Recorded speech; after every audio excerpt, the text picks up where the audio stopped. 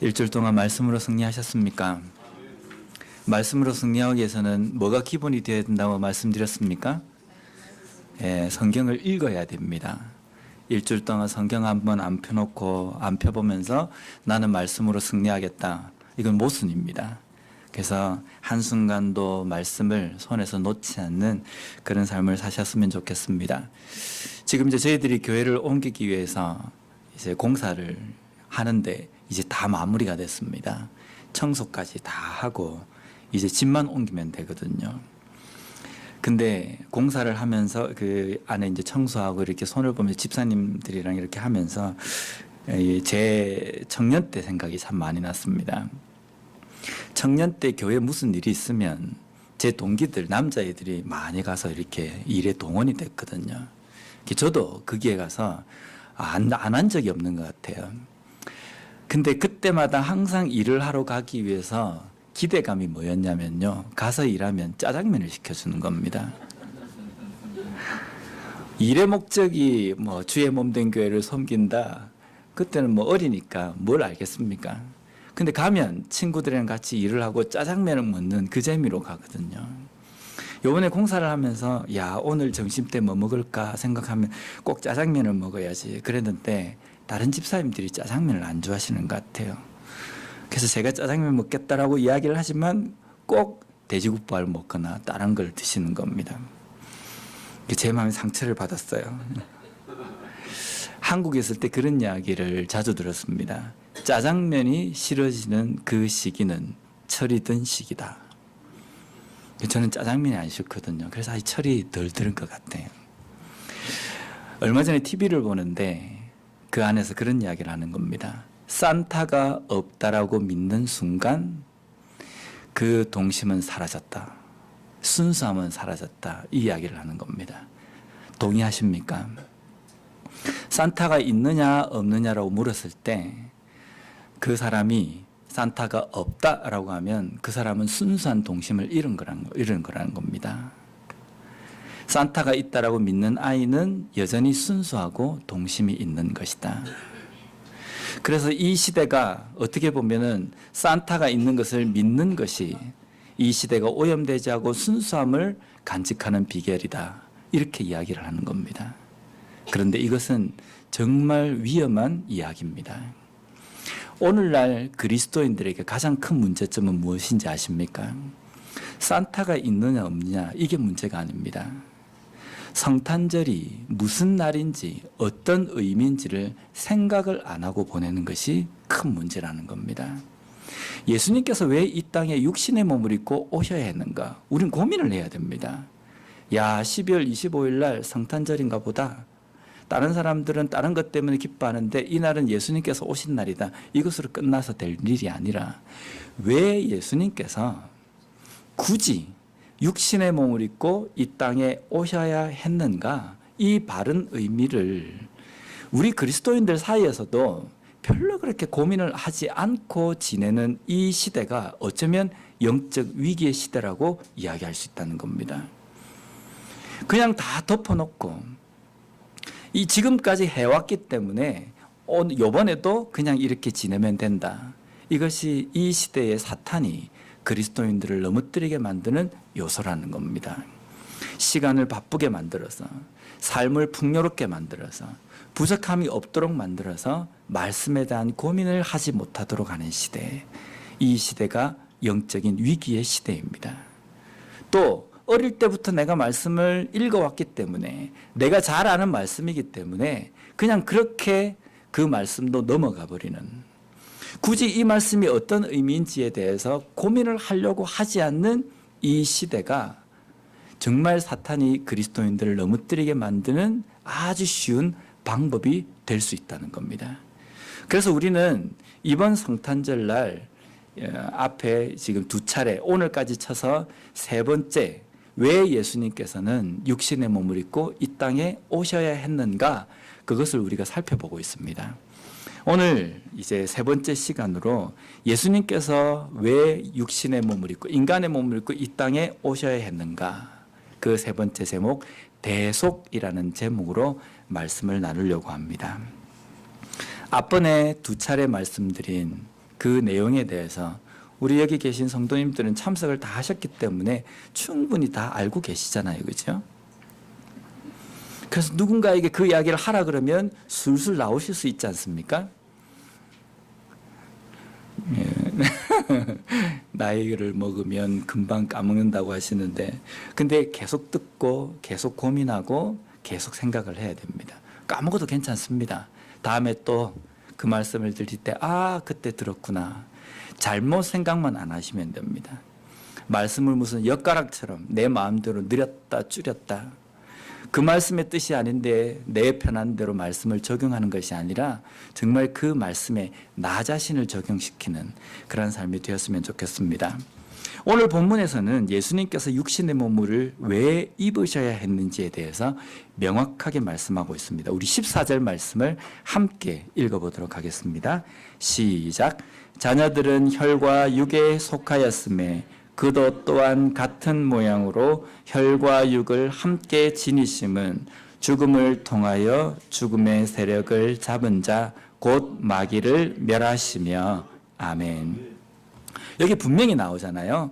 예수님께서 왜 육신의 몸을 입으셔야 했는가라는 데에 대해서 그 이유가 자녀들이 혈과 육에 속하였기 때문이다라고 말씀합니다. 여기 보면 혈과 육에 속하였다라는 이 의미가 무슨 뜻이냐면 영원하신 하나님의 속성에 반대되는 의미입니다.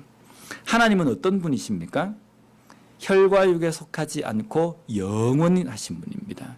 무한하신 분입니다. 불변하시는 분입니다. 그 하나님의 속성에 반대되는 속성으로 이야기하는 것이 혈과 육에 속하였다라는 겁니다. 하나님께서 제한적이지 않으시고 변하지 않으시고 유한하지 않으신 그 하나님의 그 속성에 대해서 야고보서 1장 17절 말씀에는 이렇게 말씀하고 있습니다. 우리 함께 읽도록 하겠습니다. 시작.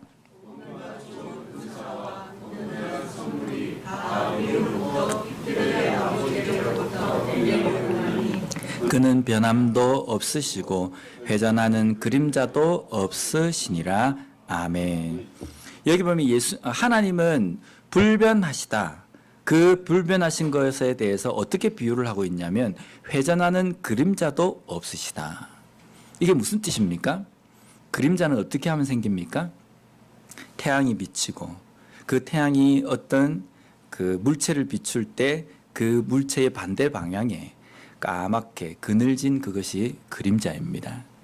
그러면 하나님께서는 회전하는 그림자도 없으시다라는 이 의미는 뭐냐면 인간은 이 지구상에 아니면 이 우주에 살아가고 이 우주에 존재하는 모든 것들은 우주의 법칙에 지배를 받는다는 겁니다. 우주 법칙의 지배를 받는데 하나님은 그 우주 법칙 바깥에 계신 분이다라는 뜻입니다. 그림자가 없다라고 해서 그냥 형체가 없다는 이 의미를 지금 말씀하는 것이 아니라 하나님은 피조물이 거하고 있는 이 땅 그 밖에 존재하시는 영원한 분이시다라는 의미입니다. 그러면 하나님은 이렇게 무한하시고 불변하시면서 영원하신 분이신데 우리 인간은 어떻습니까? 제한적입니다. 유한합니다. 변합니다. 언젠가는 죽게 되어 있습니다. 근데 하나님께서는 예수님께서는 이 땅에 오실 때에 이 육신의 몸을 입고 이 땅에 오셨다라고 말씀합니다. 그래서 14절에 보면 자녀가 혈과 육에 속하였다는 표현, 우리 인간이 유한하다는 겁니다. 그렇기 때문에 예수님께서도 그 혈과 육을 입으셨다. 육신의 몸을 입고 이 땅에 오셨다라는 의미입니다. 예수님께서 육신의 몸을 입고 이 땅에 오신 이유는 혈과 육에 속한 그의 자녀들을 구원하시기 위해서 육신의 몸을 입으셨습니다. 왜냐하면 죽음이라는 것은 피조물에게만 있기 때문입니다. 제가 문제를 하나 내겠습니다. 우주는 유한합니까? 무한합니까? 모든 인간은 이 우주는 무한하다고 생각합니다. 그런데 이 우주를 만드신 분이 누구십니까? 하나님이십니다. 물론 하나님이 만드실 때 무한한 것도 만드실 수 있지만 이 우주도 피조물에 들어갑니다. 그래서 모든 피조물은 유한합니다. 하나님 앞에 모든 피조물은 유한합니다. 근데 우주도 유한한 이유는 단지 우리 인간이 우주의 제한점을 깨달을 수 없을 정도로 미약하기 때문에 우주가 영원한 것처럼 보여지는 겁니다. 우리 인생도 분명히 언젠가는 죽게 되어 있는데 살면서 무슨 생각을 가집니까? 나에게도 죽음이 올 것이라는 생각을 자주 깜빡깜빡합니다. 마치 영원히 살 것처럼. 당장 내일 죽을 수도 있는데 오늘 내가 어떻게 볼 것인가? 오늘 내가 어떻게 미래를 내가 준비할 것인가? 이 생각을 하고 살아간다는 겁니다. 우리 인간의 정말 제한적인 이 인생도 마치 무한한 것처럼 착각하면서 살아갈 때도 있는데 이 우주는 오죽하겠습니까? 그런데 이 우주 모든 것들도 하나님 앞에는 유한한 존재라는 겁니다. 그 유한한 그 피조물 가운데 살아가는 우리 인간은 유한한 존재인데 예수님께서 그 유한한 육신의 몸을 입고 이 땅에 오신 이유는 오직 죽음이 유한한 인간에게만 있기 때문입니다. 하나님은 영원하시기 때문에 죽으실 수 없어요. 내가 인간을 위해서 대신 죽어줘야 되겠다라고 해도 하나님은 절대로 죽어주실 수 없기 때문에 죽음이라는 것을 직접 이행하시기 위해서 인간의 몸을 입고 오셨다는 겁니다. 육신의 몸을 입고 이 땅에 오셔서 죽으심으로 말미암아 오늘 본문에 보면 죽음의 세력을 잡은 마귀를 멸하셨다라고 말씀합니다. 이 내용은 우리가 내년에 부활주일에 좀 자세하게 제가 설명하도록 하겠습니다. 혹시 여행 중이신 분은 그때 부활주일에 오시면 이 자세한 내용을 들으실 수 있을 겁니다. 계속해서 15절 말씀을 우리 함께 읽어보도록 하겠습니다. 시작. 또 죽기를 무서워함으로 한평생 매여 종노릇하는 모든 자들을 놓아주려 하심이니. 아멘. 여기 14절에 우리가 읽었던 15절 이전의 14절에는 육신의 몸을 입고 이 땅에 오신 이유에 대해서 죽음으로 마귀를 멸하시기 위해서다라고 말씀합니다. 그리고 15절 말씀에는 뭐라고 되어 있냐면 그 아래에 매여 있던 자들을 해방시키고 자유롭게 해 주시기 위해서 육신의 몸을 입고 이 땅에 오셨다라고 말씀합니다. 여기 보면 놓아주다라는 이 단어가 헬라어로는 아팔락세라는 단어입니다. 이것은 자유의 몸이 되게 하다, 해방시키다라는 의미도 있는데 또 어떤 때 이 단어를 사용하냐면요. 오랫도록 몹쓸 병에, 불치의 병에 걸려 있다가 그 병에서 나을 때 이 단어를 씁니다. 예수님께서 이 땅에 오신 이유는 우리를 해방시켜 주시기 위해서 오셨습니다. 근데 그 해방시켜 주시는 그 상태가 어떤 상태냐면요. 몹쓸 병에 걸렸는데 그 병이 어떤 병이냐면 불치의 병입니다. 우리 인간에게 있는 그 불치의 병은 무엇입니까? 영원한 죽음이라는 그 불치의 병입니다. 영원한 불치의 병, 그 죽음이라는 멸망이라는 그 병을 가지고 이 땅에 살 수밖에 없는 그 존재들을 그 병으로부터 치료시키기 위해서 그 병으로부터 해결시켜 주시기 위해서 육신의 몸을 입고 이 땅에 오셨다는 겁니다. 믿으십니까? 근데 우리가 이 죽음이라는 것, 멸망이라는 것에 대해서 이렇게 피부에 잘 안 와닿습니다. 예수님께서 우리를 위해서 죽어 주셔야 되는 이유가 무엇이냐? 우리가 죽음이라는 이 멸망이라는 그 불치의 병을 갖고 이 땅에 삶을 산다라고 하는데 그게 무슨 의미냐? 이게 피부에 잘 안 와닿습니다. 근데 우리가 가지게 되는 사망, 죽음이라는 것은요, 육체적인 죽음만을 이야기하는 것이 아닙니다. 제가 자주 말씀을 드리지만 우리에게 오게 되는 그 죽음이라는 불치의 병은 하나님과의 관계의 단절을 의미하는 겁니다. 하나님과 전혀 관계가 없는 그 상태, 그것이 영원한 죽음, 멸망의 그 위치라는 겁니다. 그러면 하나님과 단절되어서 영원한 죽음 가운데 있게 되는 우리 인간을 다시금 하나님과 관계를 맺어주고 하나님의 자녀로서 회복시켜 주시기 위해서 예수님이 그 죄값을 대신 지불하셨다는 겁니다. 그러면 우리가 하나님의 자녀로서 다시금 회복되어지는 것은 우리가 의롭기 때문이 아니고 무엇 때문입니까? 예수님께서 그 죄값을 치러 주셨기 때문이라는 겁니다. 그래서 우리가 신앙생활하면서 이 땅의 삶을 살아가면서 잘난 체 해서는 안 되는 겁니다. 내가 신앙생활 몇 년 차인데 내가 얼마나 교회 봉사를 많이 했는데 이것 갖고 다른 사람들을 정죄하거나 다른 사람들에게 뭔가 내가 잘났다라고 뻐길 만한 그 이유가 되지 못한다는 겁니다. 우리 옆에도 보면 같이 신앙생활 하시는 분들 중에서도 보면 시시해 보이고, 우리 교회 안에 있는 성도님들이 이야기하는 게 아닙니다. 보통 보면은 저 사람은 못 배운 것 같고 저 사람은 교회를 할 줄 아는 게 하나도 없고 교회 오면 밥만 축내는 것 같고, 우리 교회를 이야기하는 게 아닙니다. 별 볼 일 없어 보이는 사람이지만 그가 존귀한 이유는 그 사람이 해왔던 공적 때문이 아니라 그 사람을 위해서 죽으신 예수 그리스도 때문이라는 겁니다. 근데 교회 밖에 가면요, 우리보다 더 잘난 사람들이 있잖아요. 더 부유하고 세상적으로 더 구제도 많이 하고 봉사도 많이 하는 사람이 있습니다. 그런데 아무리 그렇게 세상적으로 존귀한 일을 했다 할지라도 신앙적으로 그 사람이 존귀하지 않는 이유는요, 예수님을 믿지 않기 때문이라는 겁니다. 그 가운데 예수 그리스도가 없기 때문에 존귀하지 않는 것입니다. 그래서 우리가 이 땅 가운데 살아갈 때 우리가 존귀한 존재, 의인이라고 우리가 칭함을 받을 수 있는 이유는 절대로 나 때문이 아닙니다. 예수님께서 우리를 위해서 대신 죽어주셨기 때문이라는 겁니다. 대신 죽어주셨기 때문에 영원한 죽음, 하나님과의 관계가 단절되어서 영원히 하나님이 계신 곳으로 올 수 없는 존재인데 예수님께서 우리를 구원해 주셔서 하나님의 자녀의 자리에 앉혀주셨다는 겁니다. 이것이 우리에게 반드시 필요한 믿음의 고백이 되어야 된다는 겁니다. 다음으로 16절 말씀을 우리 함께 읽어보도록 하겠습니다. 시작.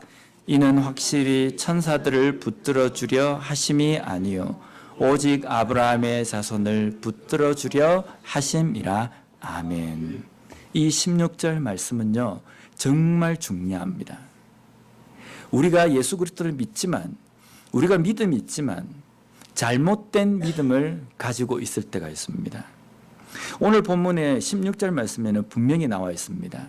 예수님께서 죽어주신 그 이유, 우리를 대속하신 그것은 천사를 위함도 아니고 오직 누구를 위함입니까? 아브라함의 자손들만을 위함이다 라고 말씀합니다. 초대교회 때 교회 안에 무슨 어떤 아니면 어떤 기류가 있었냐면요, 천사를 숭배하는 그리스도인들이 있었습니다. 생각해 보십시오. 하나님도 신이고 보이지 않는 영적인 존재, 천사는요, 천사도 천상에서 살고 하나님의 그 심부름을 하는 존재이기 때문에, 그리고 영적인 존재잖아요. 또 우리가 알고 있는 것처럼 날개가 있어가 날아다니고 이러니까 뭔가 신령한 존재처럼 생각이 들지 않습니까? 그래서 그 천사도 숭배하는, 사실 마리아도 숭배할 정도면 천사를 왜 숭배 못하겠습니까? 초대교회 교인들이 천사를 숭배하기 시작했어요. 그런 사람들이 교회 안에 존재했습니다. 그 사람들은 예수님을 믿지 않는 사람들이 아니라 예수님을 믿는 사람이었습니다. 예수님께서 나의 죄를 위해서 죽으셨다라는 믿음의 고백이 있는 그리스도인들인데 그들이 천사를 숭배하는 이 행동을 했다는 겁니다. 그래서 히브리서 이 저자는 이 구원의 문제가 오직 아브라함의 자손, 언약의 백성들을 위한 것이지 천사를 위한 것이 아니라고 단호하게 선포하고 있다는 겁니다. 오늘 제가 그 일부 때 성경 공부를 할 때 제가 티나 집사님하고 그 유네미 집사님한테 이 질문을 했어요. 만약에 사탄이, 마귀가 지금이라도 회개하고 나는 예수를 믿겠다라고 했을 때 이 사람들도 이 존재들도 구원받을 수 있느냐라고 물었습니다. 어떻게 생각하십니까? 사탄도 회개하면 천국에 갈 수 있습니까? 이게 보통 때는 고민을 안 해봤는데 그런 것 같기도 하고, 질문을 저렇게 하는 거 보니까 아닌 게 분명한 것 같은데 라는 생각이 들잖아요. 근데 성경에는요, 분명하게 우리에게 말씀합니다. 하나님께서 주신 언약, 그 언약 안에는 구원의 언약이 들어있습니다. 이 구원의 언약은 오직 우리 인간들에게만 하신 것이라는 겁니다. 언약의 백성, 하나님의 자녀들에게 하신 약속이지 천사를 위한 것도 아니고 사탄을 위한 것도 아니고 짐승을 위한 것도 아니고 이 땅을 위한 것도 아닙니다. 오직 그 언약의 약속의 대상은 아브라함의 자손인 우리 인간들에게 하신 것이라는 것. 그렇기 때문에 사탄이 회개를 해도 하나님 나라에 갈 수 없다는 것이 하나님께서 우리에게 주신 이 말씀으로 우리가 이야기할 수 있다는 겁니다. 그래서 오늘 본문에도 보면 예수님께서 육신의 몸을 입고 이 땅에 오신 것은 천사들을 붙들어 주려 하심이 아니라 오직 아브라함의 자손을 붙들어 주시기 위해서, 대속하시기 위해서 이 땅에 오신 것이라고 명확하게 선포하고 있다는 겁니다. 여기 보면 아브라함의 자손이다라는 이 의미는요, 혈통적으로 아브라함의 자손을 이야기하는 것이 아닙니다. 아브라함을 우리가 뭐라고 이야기합니까? 믿음의 조상이라고 이야기합니다. 믿음의 조상은 그냥 구약 시대에 믿음이 제일 좋은 사람이기 때문에 믿음의 조상이라는 것이 아니라 구약 시대 때의 믿음으로 말미암아 의롭다라고 칭해진 가장 첫 번째 사람, 대표적인 사람이 아브라함이기 때문에 아브라함이 하나님을 믿음에 그것을 하나님께서 의로 여기셨다라는 이 말씀 때문에 믿음으로 신앙 고백을 한 모든 그리스도인들, 믿는 사람들을 믿음의 조상인 아브라함의 믿음의 후손이다, 자손이다라고 이야기하는 겁니다. 혈통이 피가 섞였기 때문에, 피가 섞였다고 한다면 단 한 가지입니다. 예수 그리스도의 피가 섞여 있는 겁니다. 예수 그리스도의 피가 섞여 있는 것이 아니라 아예 우리의 삶을 지배하고 계시기 때문에 예수 그리스도의 피로 말미암아 이야기하면 그 아브라함의 자손이 우리가 되는 거라는 겁니다.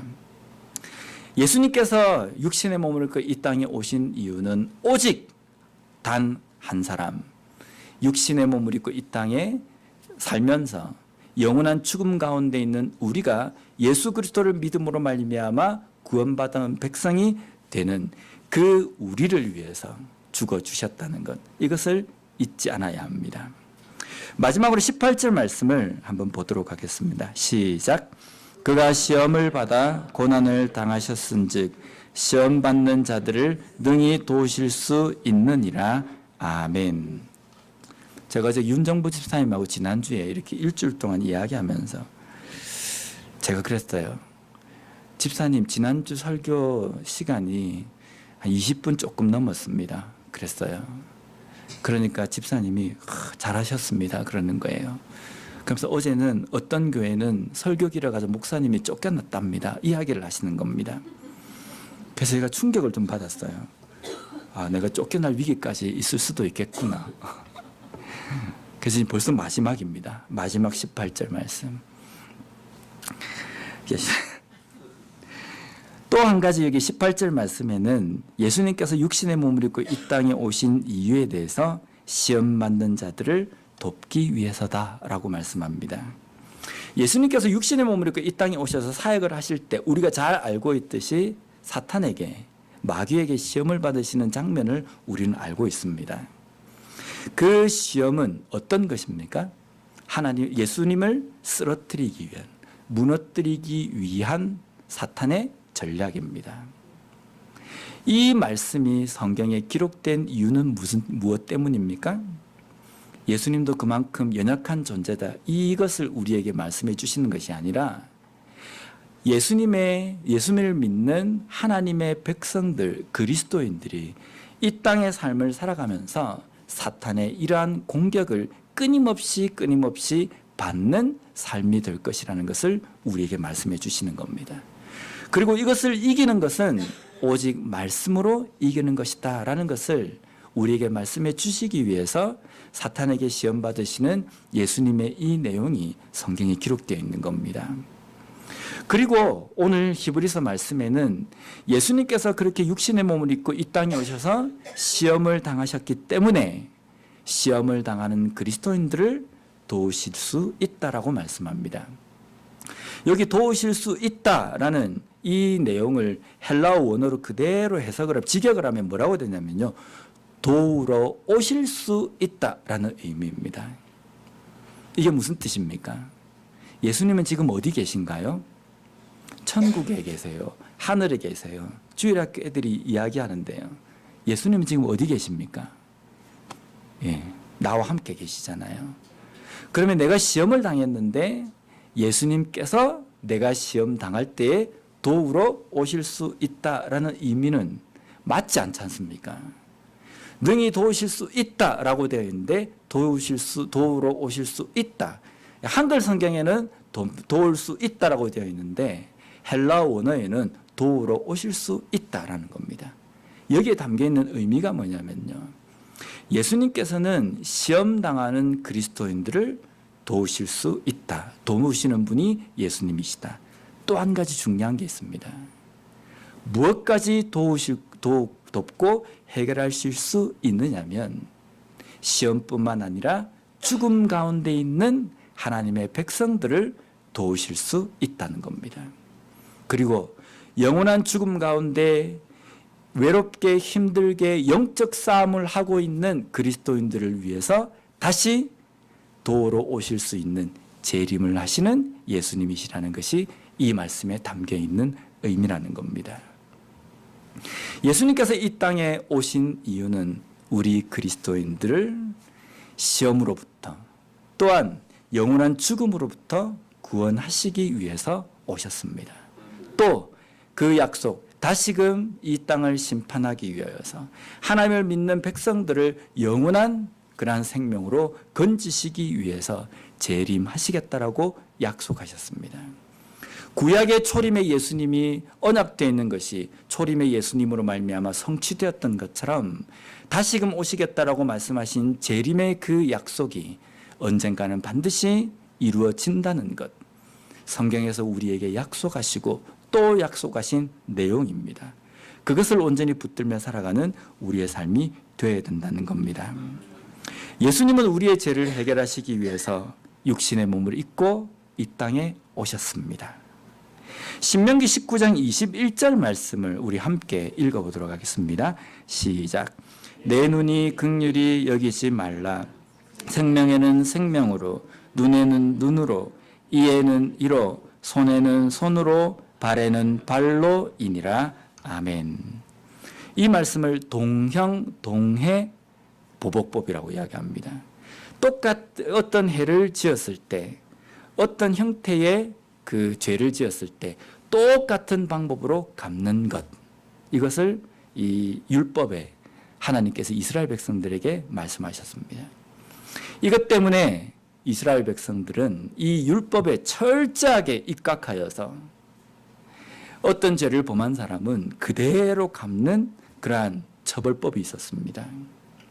요즘도 보면은 뭐 그대로 하는 사람이 도둑질을 하면 손을 잘라버리고 뭘 딴 거 하면 눈을 뽑아버리고 실제 그런 일들이 있었습니다. 하나님께서는 이런 죄를 지은 사람들을 이대로 눈으로 죄를 지었으면 눈알을 뽑아버리고 손으로 죄를 지었으면 손을 그냥 잘라버리고 반드시 이렇게 해야 된다라고 이스라엘 백성들에게 이 율법을 주셨겠습니까?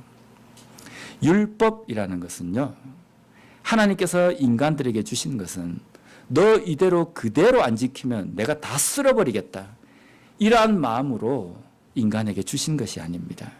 하나님께서 율법과 계명을 주신 이유는요, 너희들이 지금은 모르지만 이 율법의 완성인 예수 그리스도를 통해서 그 어떠한 방법으로도 해결할 수 없는 죄의 문제를 해결해 주시겠다라고 예언으로 주신 것이 율법입니다.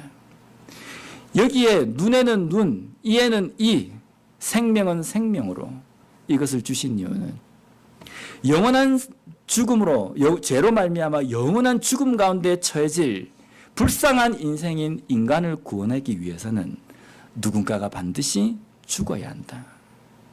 그것으로 양으로 드리는, 짐승으로 드리는 제사법을 이스라엘 백성들에게 보여주신 겁니다. 왜 이걸 주셨냐면요, 하나님께서 양고기를 좋아하시고 염소고기를 좋아하시기 때문에 이 제사를 하라고 말씀하신 것이 아닙니다. 이걸 계속하다가 이 말씀에 어떤 의미가 있는지 제대로 좀 알아라는 겁니다. 그래서 하나님께서는 선지자를 통해서도 예언을 주시고 깨달음을 주셨습니다. 그런데 그 우매한 이스라엘 백성들은요, 그걸 문자적으로만 알고 거기에만 충실했다는 겁니다. 그러니까 그 율법의 완성인 예수님이 오셨을 때 아무도 못 알아본 겁니다. 내가 율법에 도가 텄다라고 이야기하는 율법사나 종교 지도자들조차도 예수님이 바로 그 율법의 완성자임을 아무도 몰랐다는 겁니다.